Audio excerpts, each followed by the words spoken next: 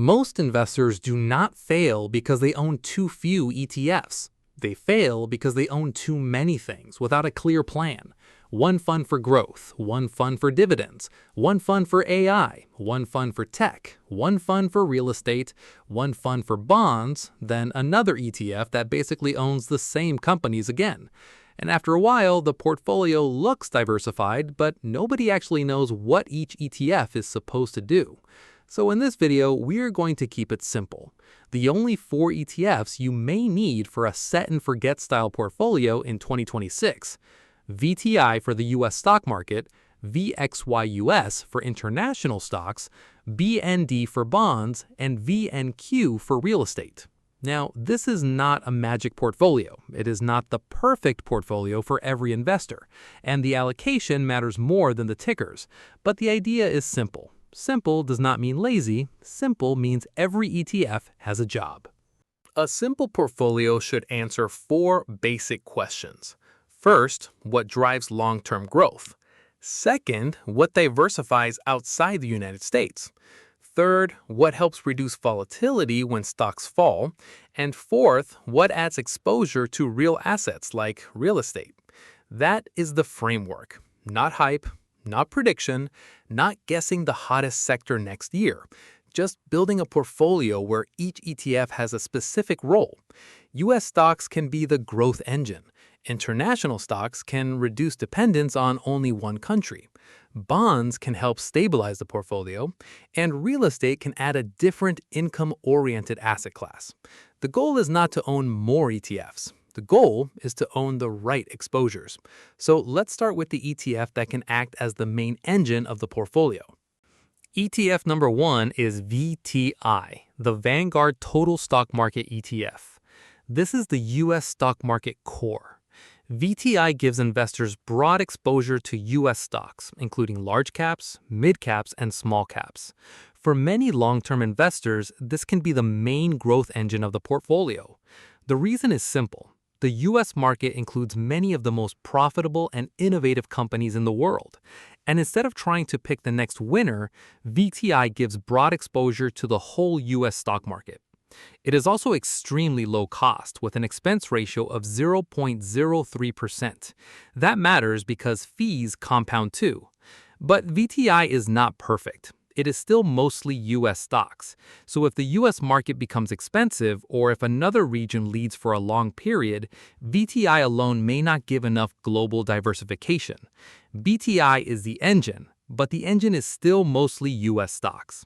And that naturally raises a common question. Why not just use VOO instead? VOO is an excellent ETF. It tracks the S&P 500 and gives exposure to large US companies.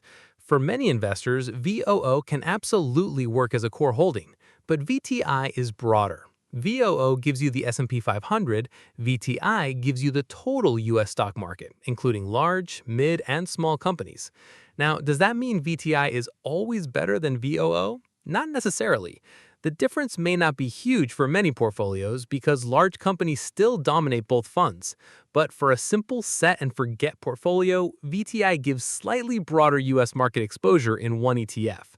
The bigger point is this.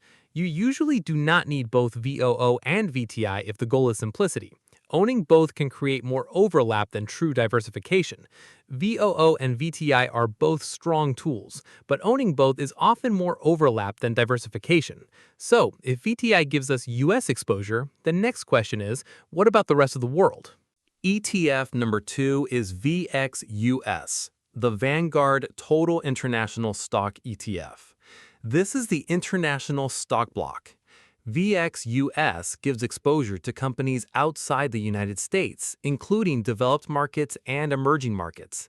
Its expense ratio is 0.05%. The reason VXUS matters is not because international stocks always win. They do not. In fact, international stocks can underperform the US market for long periods. But the point of VXUS is diversification. If all your stocks are in the United States, you're making a big country-specific bet, even if the portfolio feels diversified. VXUS helps reduce dependence on U.S. stocks, U.S. valuations, U.S. currency dynamics, and U.S. market leadership. It gives your portfolio exposure to a different set of economies, currencies, companies, and market cycles. VXUS is not there because international always wins. It is there because the U.S. does not always have to win. But many investors skip international completely. And that usually comes from one major problem: recency bias. Many U.S. investors ignore international stocks because the U.S. market has been so dominant. Big tech performed extremely well. The S&P 500 became the default answer, and investors got used to seeing U.S. stocks beat everything else. That creates recency bias. We look at what worked recently and assume it will keep working forever. But investing is not that simple. Leadership changes, valuations change, currency effects change, economic cycles change, and sometimes the best diversifier is the thing that looks boring while everyone is chasing recent winners. Now, this does not mean every investor needs a huge international allocation, but having zero international exposure is still a decision. It is not neutral. It is a bet that the U.S. will continue to be the best place for your stock allocation. No international exposure is also a bet. So now we have U.S. stocks and international stocks, but a portfolio made only of stocks can still be very volatile. That brings us to bonds. ETF number 3 is BND, the Vanguard Total Bond Market ETF. This is the stabilizer.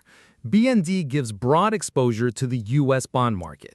Its expense ratio is 0.03%, and its average duration is about 5.8 years. In a simple portfolio, BND is not there to make things exciting. It is there to reduce volatility, provide income, and give investors something to rebalance into or out of when stocks move sharply. When the stock market is doing well, bonds may feel boring. But when stocks are falling, boring can become very useful. That said, bonds are not risk-free. Bonds can fall when interest rates rise. Bond funds can have drawdowns, and duration matters. So BND is not a guaranteed safety machine. It is a stabilizing tool.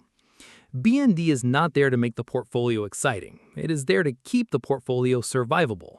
But the big question is, how much should actually go into bonds? The right bond allocation depends on the investor. There is no universal answer. A 25-year-old investor with a long time horizon and high risk tolerance may want very little in bonds. A 60-year-old investor close to retirement may want much more stability. And someone who panics during market crashes may need more bonds than the textbook says. The key variables are age, time horizon, drawdown tolerance, income needs, and emotional stability.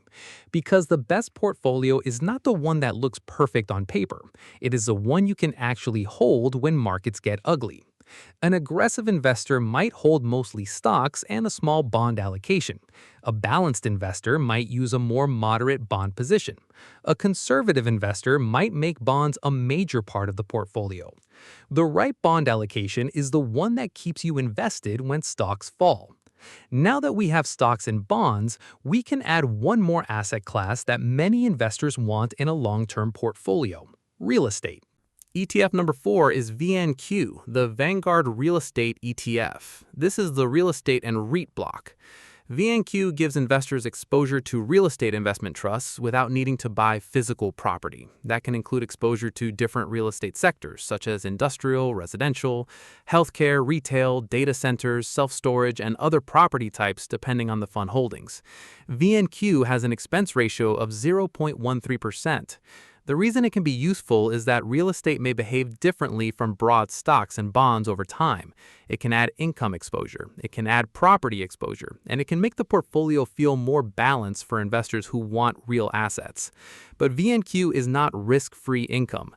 REITs can be sensitive to interest rates, REIT valuations can fall, dividends can change, and real estate already appears partially inside total market funds like VTI. So VNQ should have a clear role. VNQ adds real estate exposure, but it is not risk-free income. And this leads to a question many viewers will ask: why not include QQQ, SCHD, or a Bitcoin ETF? QQQ, SCHD, and Bitcoin ETFs can all be useful tools, but useful does not mean necessary in every core portfolio. QQQ can be a strong growth ETF, but it adds more concentration in large growth and tech-heavy companies. SCHD can be a good dividend ETF, but it does not replace the total market. A Bitcoin ETF can be interesting as a satellite position, but it is far too volatile to be treated as a conservative core holding for most investors. The mistake is assuming every good ETF needs to be in your portfolio. That is how investors end up with 10 or 15 ETFs that all overlap in strange ways. A set-and-forget portfolio needs discipline. Every ETF should have a job. If an ETF does not clearly improve the structure, diversify the portfolio, reduce risk, or serve a specific goal, it may not belong in the core. A good ETF can still be unnecessary if it does not have a clear role. And if this kind of simple ETF breakdown is helpful, this is a good time for a quick pause. This is the kind of investing breakdown we focus on at Boring Money Wins. Simple investing. No hype, no panic, no endless ETF collecting, and no pretending that a portfolio is better because it has more tickers. The goal is to help investors understand what they own, why they own it, and how each piece fits into a long-term plan. If this kind of clear ETF strategy is useful, hit the like button and subscribe to the channel. It helps the channel grow, and it tells YouTube to show more practical investing content to people who want simple investing without the noise.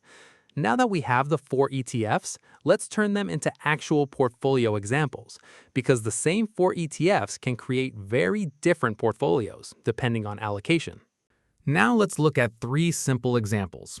These are not recommendations, they are just examples to show how allocation changes the risk profile. An aggressive growth version could look like 65% VTI, 25% VXUS, 5% BND, and 5% VNQ. That portfolio is mostly stocks, so it may have higher long-term growth potential, but also higher volatility. A balanced long-term version could look like 50% VTI, 20% VXUS, 20% BND, and 10% VNQ. That gives more stability while still keeping a strong stock allocation. A conservative income version could look like 35% VTI, 15% VXUS, 40% BND, and 10% VNQ. That portfolio has much more bond exposure, so it may be less aggressive. The point is not that one is perfect. The point is that allocation changes everything. The same 4 ETFs can create very different portfolios. And this is why investors should avoid the first major mistake, buying too many ETFs. The first big mistake is buying too many ETFs. More ETFs can make a portfolio look sophisticated, but it can also make the portfolio harder to understand. You can end up with overlap, false diversification, hidden concentration, harder rebalancing, and more emotional decisions.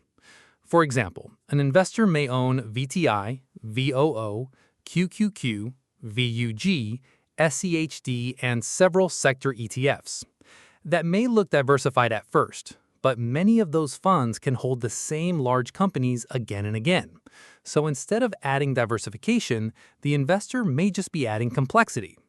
A simple portfolio is easier to understand, easier to rebalance, and easier to hold through bad markets. More ETFs can make a portfolio look smarter, while making it harder to manage. But even a simple portfolio can fail if the investor never maintains it. That brings us to mistake number 2. The second mistake is never rebalancing. Set and forget does not mean you literally never look at the portfolio again. It means you use simple rules instead of constant emotional decisions. Over time, winners can grow too large. Stocks can become a bigger percentage of the portfolio than planned. Bonds can become too small. Real estate can drift, and the portfolio risk can change without the investor noticing. Rebalancing brings a portfolio back to its intended plan. Some investors rebalance once or twice per year. Others use allocation bands. For example, if an asset class drifts too far from the target, they rebalance. The exact rule can vary, but having a rule matters. Set and forget means simple rules, not zero maintenance. So now let's bring the whole portfolio together.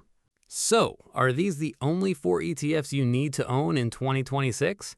For many investors, a simple 4 ETF framework can be enough. VTI can be the U.S. market core. VXUS can provide international diversification. BND can add stability and income, and VNQ can add real estate exposure. But the tickers are only part of the story. The allocation matters, risk tolerance matters, time horizon matters, taxes matter, account type matters, and rebalancing matters. The goal is not to copy a portfolio blindly. The goal is to understand the role of each ETF and build a portfolio you can actually hold. Because the best ETF portfolio is not the one with the most tickers. It is the one you can understand, rebalance, and hold. That is the boring answer, and boring money usually wins because boring money usually survives.